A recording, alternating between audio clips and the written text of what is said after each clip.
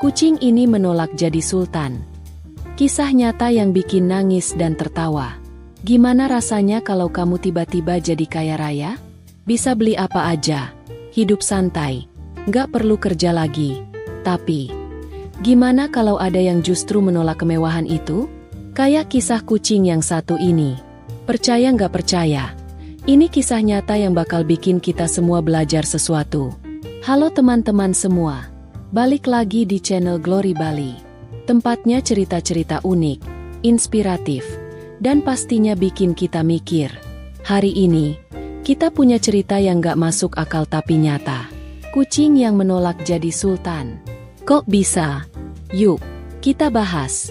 Sebelum kita lanjut, jangan lupa untuk like video ini, komen pendapat kalian, dan subscribe biar gak ketinggalan cerita-cerita keren lainnya. Dan teman-teman, yuk tulis doa terbaik kalian di komentar. Siapa tahu, dengan berbagi doa, keberkahan juga datang ke hidup kita. Amin. Kejutan di trotoar. Hari itu panas menyengat. Bayu berjalan tergesa-gesa di trotoar kota.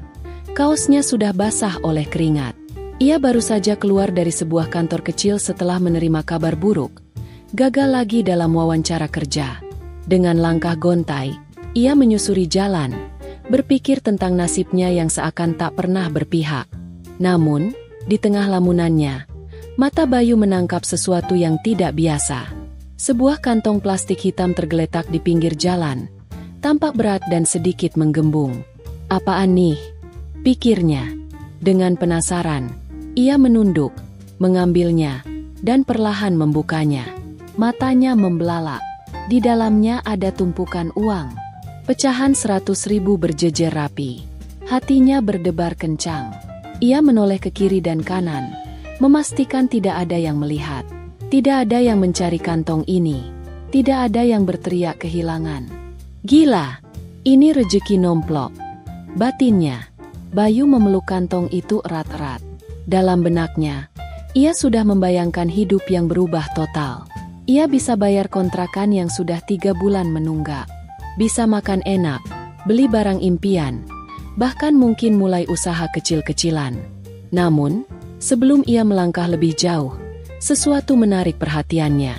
Di bawah sebuah mobil yang terparkir tak jauh dari tempatnya berdiri, seekor kucing kecil tampak duduk diam.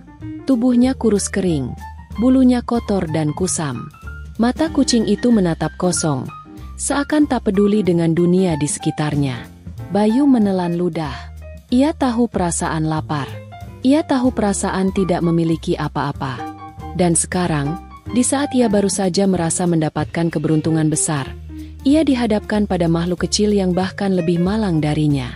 Dengan perlahan, Bayu berjongkok, mencoba mengulurkan tangan. Kucing itu tidak bergerak. Ia hanya diam, seolah sudah menyerah pada nasibnya. Sesuatu dalam hati Bayu tergerak. Tanpa pikir panjang, ia merogoh kantong celananya dan menemukan selembar uang pecahan 10.000. Ia berlari ke warung terdekat, membeli sebungkus ikan dan kembali ke tempat kucing itu. Saat ia menyobek bungkusan dan menyodorkan ikan ke hadapan si kucing, binatang kecil itu perlahan mendekat, mengendus pelan, lalu mulai makan dengan lahap. Bayu tersenyum kecil. Ia merasa aneh. Baru saja ia berpikir untuk mengubah hidupnya sendiri. Tetapi sekarang ia malah memikirkan makhluk lain yang lebih membutuhkan.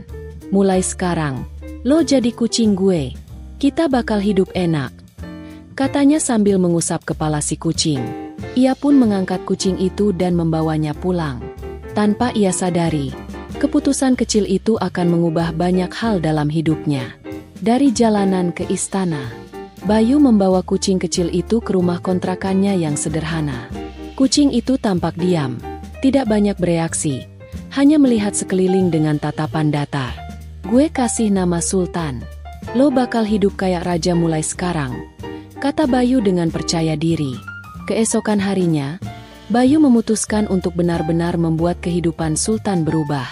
Ia pergi ke pet shop paling mahal di kota, membeli kandang mewah, makanan premium, tempat tidur empuk, bahkan mainan yang harganya lebih mahal dari sepatunya sendiri. Lo sekarang Sultan, bro. Hidup lo bakal enak, ujarnya sambil tertawa. Namun, ada yang aneh. Sultan tidak bereaksi seperti yang Bayu harapkan. Ia tidak bermain dengan mainannya, tidak tidur di tempat tidur mewahnya. Bahkan makanannya hanya disentuh sedikit.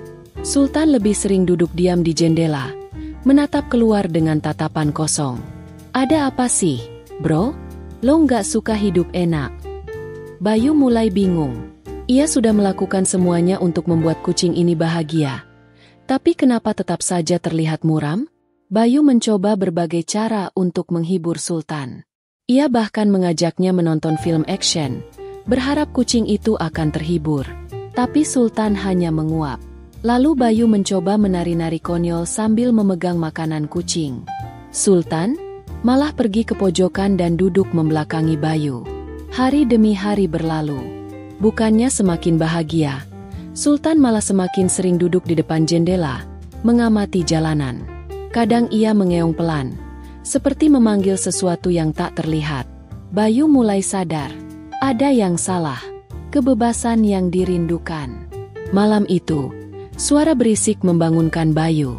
Ia mengucek matanya dan melihat Sultan berlari-lari kecil di dalam rumah, mencoba mencari jalan keluar. Bayu menghela napas, perlahan mendekati kucing itu. Lo mau kabur? Tanyanya lirih. Sultan hanya menatapnya. Ada kesedihan di matanya yang membuat Bayu merasa ada sesuatu yang lebih besar dari sekadar makanan dan tempat tidur empuk. Esok harinya, Bayu memutuskan untuk membawa Sultan jalan-jalan keluar rumah. Begitu pintu terbuka, Sultan langsung meloncat dari gendongan dan lari sekencang-kencangnya. Bro, balik sini. Bayu panik, segera mengejar kucing itu. Sultan terus berlari, melintasi gang-gang sempit yang gelap. Bayu terus mengejarnya, hingga akhirnya kucing itu berhenti di sebuah gang kecil. Di sana, Bayu melihat sesuatu yang membuat hatinya nyesek.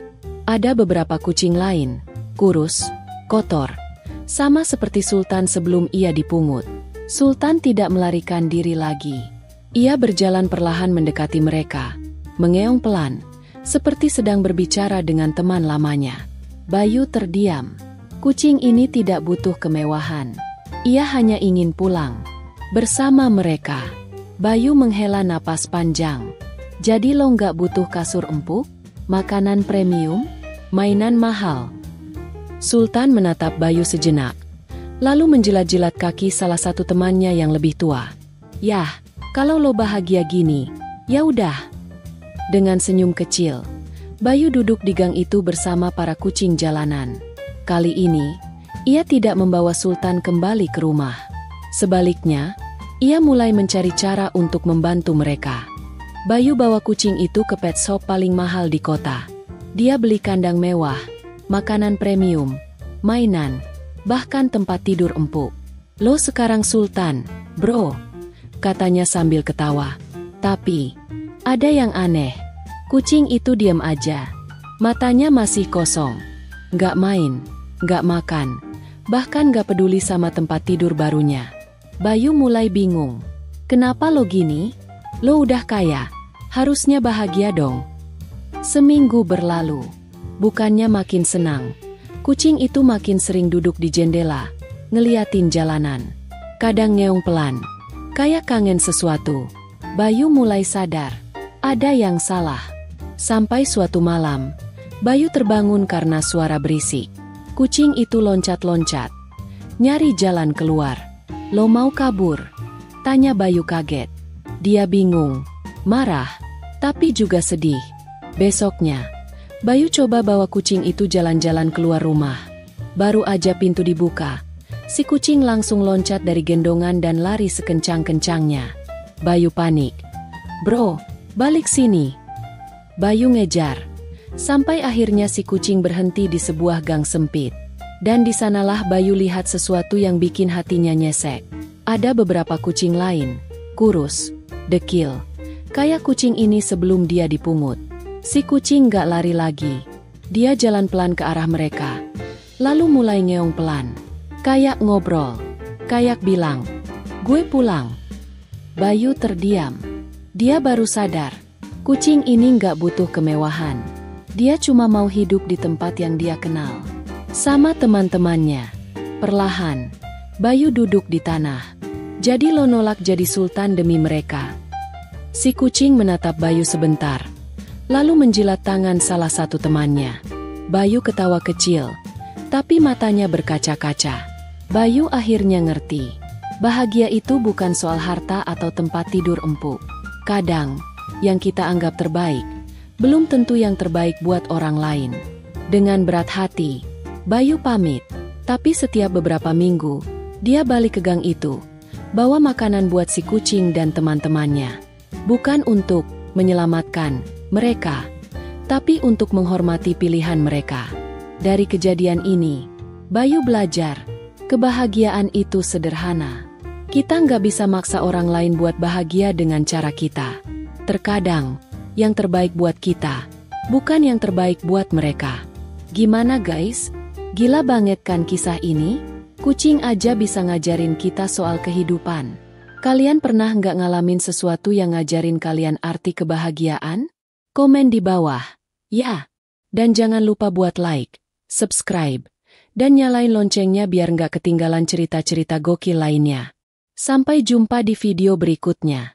Kisah ini adalah pengingat bahwa kita harus belajar memahami kebahagiaan dari sudut pandang orang lain. Hidup bukan cuma soal kita, tapi juga tentang memahami pilihan orang lain. Semoga cerita ini bisa menginspirasi kita semua.